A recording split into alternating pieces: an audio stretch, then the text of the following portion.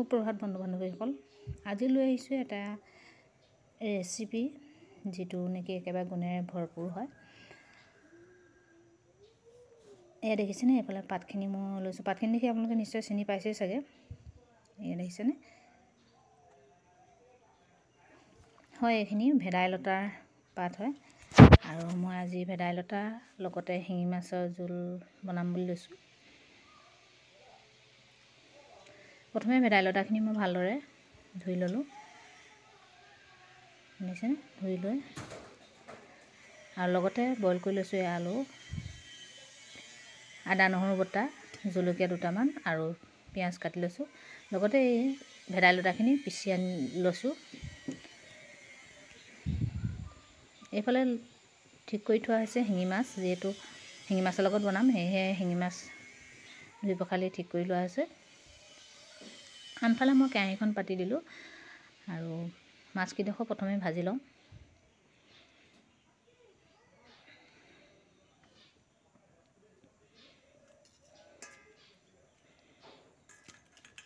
শিঙি মাছ ভাজিবলৈ মোৰ বৰ ভয় লাগে জানেনে, ইমান বেছি ফুটে নহয়। মাছখিনি দি মই যে ক'ৰবাত থাকোঁ, বহুত বেছি ফুটে।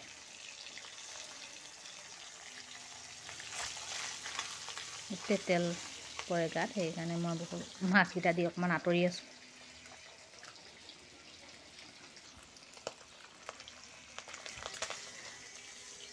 আৰু মই ইয়াত কোনো বেলেগ ধৰণৰ মছলা ব্যৱহাৰ নকৰোঁ, অকল যি আদা নহৰুৱে দিম। আৰু ভেদাইলতাটো কিমান ভাল বস্তু সকলোৱে জানে নহয়। আৰু ভেদাইলতাটো সকলোৱে খায় আৰু চবৰে বনোৱা ধৰণ বেলেগ বেলেগো হয়। মই কিন্তু একেবাৰে চিম্পুলকৈ বনাইছোঁ, কোনো মা মছলা ব্যৱহাৰ নকৰাকৈ। অকল তেলত দুটামান পাঁচফোৰণ দিছোঁ, তাৰ বাদে বেলেগ নাই দিয়া। আৰু এতিয়া পিঁয়াজখিনি দি দিছোঁ। মাছখিনি যিহেতু ভজা হৈ গ'ল,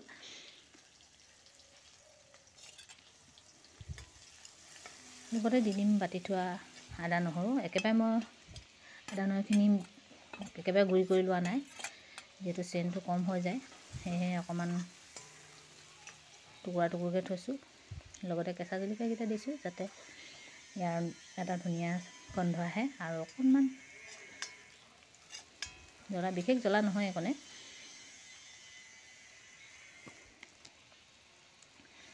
একেবাৰে চিম্পুল ধৰণে বনাম। তেলতে মই হালধিকণ দি দিছোঁ।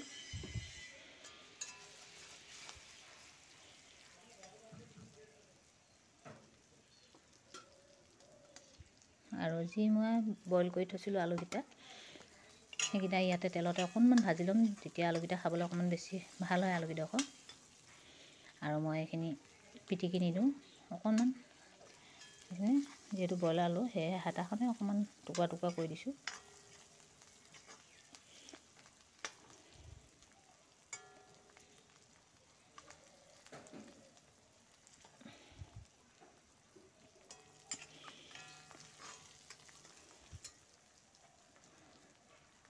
যিহেতু ভেদাইলতা সকলো ৰোগীৰ কাৰণে ভাল, আৰু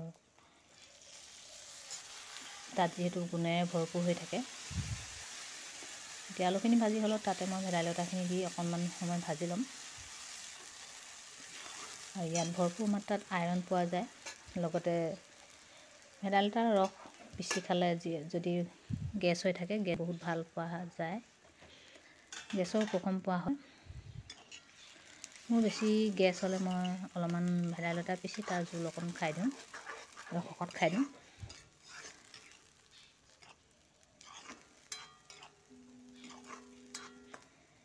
অকণমান ভাজি লৈছোঁ।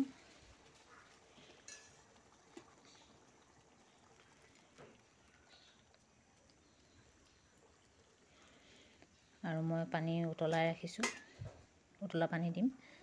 এতিয়া লগে লগে উতলি আহিব চব্জিখন, আৰু খাবলৈও ভাল হয় উতলা পানী দিলে।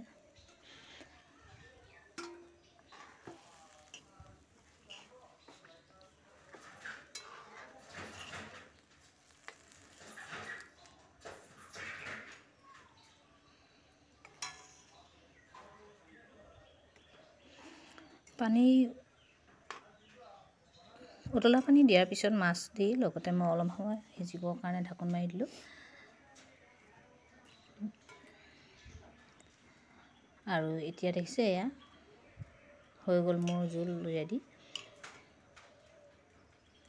আৰু ইমানকণ জোল লাগিব, যিহেতু ভেদাইলতা জোল খোৱা হয়, ইমানকণ জোল লাগিব। এইফালে ৰেডি, আনফালে ল'ৰা স্কুল যাবলৈ সময় হৈ গ'ল, সেয়েহে তাক প্ৰথমে দি লওঁ।